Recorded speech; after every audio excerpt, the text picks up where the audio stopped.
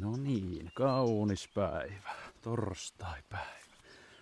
Ois semmonen homma, että vilkastaan vähän pottua. Joo, terve.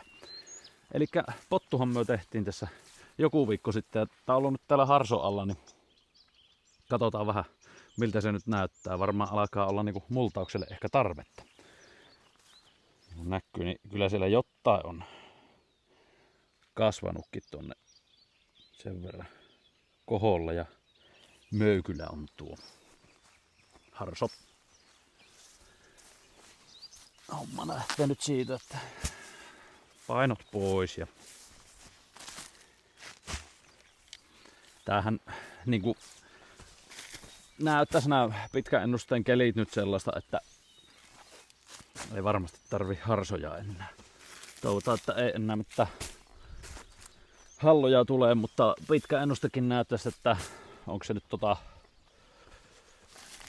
yölläkin toista 10, tuo 10 päivän ennuste. Että ihan hyvä.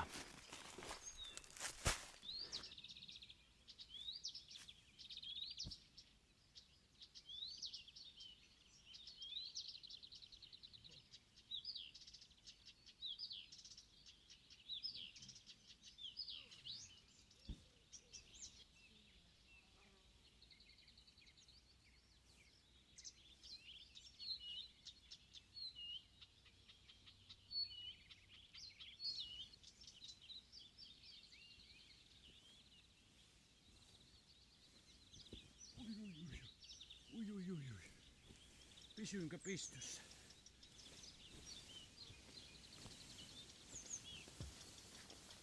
No.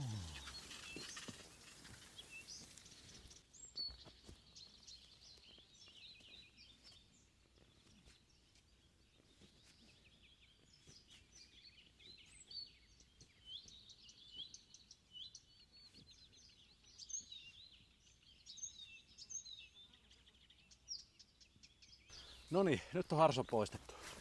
Katsotaan vähän miltä näyttää.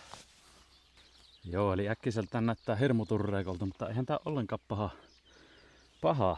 Eli täällähän on pottu nousuu niin nätisti. Tässä itse asiassa tää on jo siikli näillä kohti. Nyt näette täällä tämmöstä isolehtistä tätä. Tää on ilmeisesti viime vuoden öljyretikkaa. Eli meillähän kasvoi tässä rinnepellossa, niin oli sitä öljyretikkaa siinä seoksessa. Niin se on näkyy siementänyt sen verran. Hyvin puhaltanut tänne sitäkin. Ja sitten täällä nyt savheinä nousoo. Saviheinä on onneksi nyt näin pienellä, niin tää saa aika kivasti varmasti nyt multoamalla korjattuun tämän tilanteen. Eli tänä vuonna ollaan nyt silleen ihan niin kuin ajoissa tämän kanssa. Viime vuonnahan meillä tosiaan pääsi se saviheinäkin niin nousemaan Harson alla sen verran pitkäksi sitten, että vähän jouttiin kitkemään, mutta minä luulen, että nyt päästään ihan multauksella niin aika kivasti. Nyt jos katsotaan, tässä on Violet Queen tässä 4 ekkaa penkkiä, niin se nyt ei ole niin aikainen, niin ei ole vielä silleen noussut, mutta kyllä täällä näköjään on jo osaa vähän päässyt nousemaan. Tää ensimmäinen penkki, niin tähän ei yltänyt Harso. Siinä on Violet Queen, niin siinä huomaa aika selkeästi tuon Harson vaikutuksen. Niin kuin näette, niin tuossa ei ole ollut ja tuosta eteenpäin ollut. Niin kyllähän siellä kasvaa pottu ja kasvaa kaikki rikatkin sitten. Huomattavasti ärhäkemmin tuolla Harson alla. Öljyretikkaa tää nyt on vissiin, joo. Sehän nyt ei sinällään varmasti aika hyvin multoamalla suohaa. Otapa nyt, tässä oli niinku 4 ekkaa penkki oli Violet Queen. Tuosta alkaa siikli. Tää nyt en tiedä miten hyvin kamerassa näkyy, mutta siikli kun on aikainen, niin se on selkeästi paremmin mitä tää Violet Queen. Täällä ei oo. No on siellä joku päässyt jo vähän vartta puskemaan. Sitten tässä oli 4. Tässä välissä vaihtuu tuohon Annabelleen. Annabelle on niinku selkeästi tämmönen korkeampi, pitempi rotjake kuin siikli. Siiklillä on tämmönen aika nätti on tää. Matalampi, leveä tommonen puhuska. Mut on niinku Annabelle on tommonen roikale näkyy. Ja sit meillä oli ihan vikassa penkissä Nikolaa, joka yllätys, niin Nikola on täällä puskenut kaikkein voimakkaammin. Kahtokkeen miten nätti. Eli tää penkki. Tää on niinku selkeästi, tässä huomaa parhaiten, että tältähän pottu tullaan. Vieressä on Annabelle. No, tältä näyttää nyt tällä hetkellä eli ihan ok tilanne. Ei muuta kuin multausta vaan. Ja nyt sitten meinattiin, että otetaanko tässä samalla, mummokin on tullut tänne, niin herneeltä tää harso pois. Tää se voi olla ei niin hyvän näköinen, mutta katsotaan. Mummo on päässyt nyt askareisiin. Miltä näyttää? Ihan hyvältä näyttää. Siinä kerkisit säkit mätteen jo sillä aikaa. Korkilla taanalla. Joo. Otetaan harso pois, niin katsotaan. Joo. Siinä on keskellä, käy sienua keskeltä hakemassa nuo säkit, kun mulla tarttuu nohän kengissä. Menisikö se samalla tuossa kun mie... Mennö kun mie pien kiinni. Joo. Ai niin ne säkit. Niin. Tää on muuten ihan kätevä apuväline, tämmönen P-putkesta tehty tämmönen rengas, niin harson vettä. Saa tuohon keskelle kerralla vejettyyn tuon.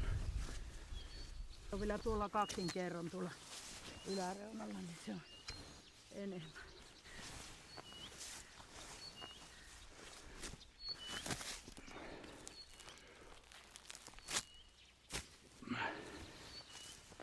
Ai niin, tässä ei oo penkkiä, niin me vähän tunnustelin, jotta mihin tässä pitää steppailla.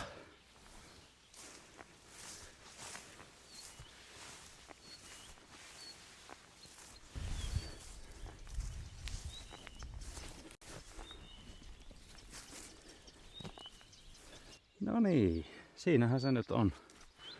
Herne ja vähän muukin. Tänne nimittäin näyttäisi, että on tätä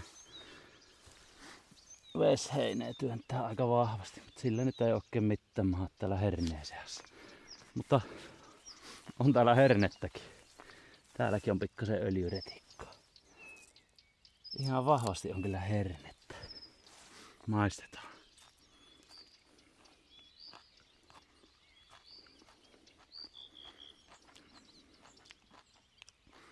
On se hyvää. Tuota vaikka ihan, tuo menee salaatissakin tää tämmönen herneen verso vaikka nyt ennen kuin suohon herneen palakoja.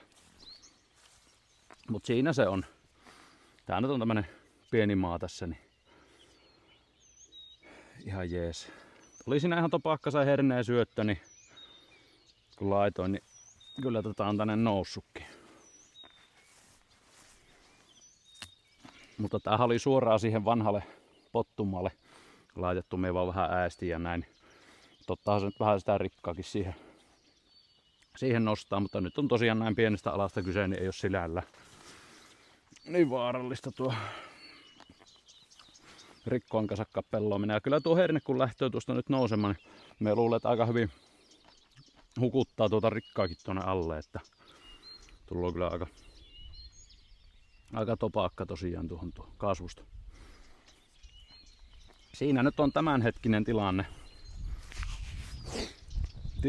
joo. Tänne on kylvetty se herne. Näköjään lähtee nyt nousemaan pikkuhiljaa. Eli tässä ei ole harsoa ollut. Tämmönen pikkunen herneala nyt tänä vuonna. Ei ahnehdittu senkään kanssa. Mutta tämän potun kanssa nyt varmaan niin me multailen tää pitää ihan tässä nyt lähipäivinä kun vaan jouvan. Niin laittoon valmettiin tuo multa ja ajella valmetilla tää läpi. Me yritän siitä vaikka erikseen jonkun pienen videon pätkän sitten kuvata. Se onhan sekin. Pitää nyt lähteä välillä vähän kahtelemaan noita mehiläispesiä. hoitamaan mehiläiset tässä välissä. Ne on vähän kiireellisemmät vielä, mitä tuo potaatti ja tärkeimmät. Niin tämmöstä. Mutta kiitoksia tämän videon katselusta. Niin palaillaanpa tuossa. Ei kun morjes.